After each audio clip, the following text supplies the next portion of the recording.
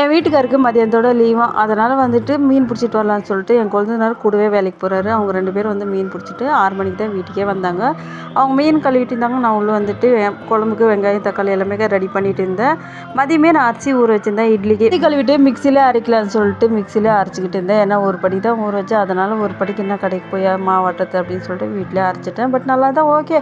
அது கடைக்கு போய் நம்ம வெயிட் பண்ணி அரைக்கிறதோட வீட்டிலே அரைக்கிறது எவ்வளோ தேவையில்லை அப்படின்னு சொல்லிட்டு இதுக்கப்புறம் ஒவ்வொரு படியாக ஊற வச்சு வீட்டிலே அரைக்கலான்ட்டு முடிவே பண்ணிட்டேன் நான். அது என்னன்னு தெரியல, பயங்கரமாக குளிராக இருந்துச்சு. அந்த சொட்டர் வேற ரொம்ப நாளாக பீரோல் தூங்கிட்டே இருந்துச்சு. சரி எடுத்து இன்றைக்காவது போடலாமேன்ட்டு இன்றைக்கி எடுத்து போட்டுட்டேன். மீன் குழம்பு வச்சுனாக்கா ஒரு சில டைம் வந்துட்டு ரொம்பவே டேஸ்ட்டாக இருக்குது, இன்னும் சில டைம் வந்துட்டு ரொம்பவே கேவலமாக இருக்கும்.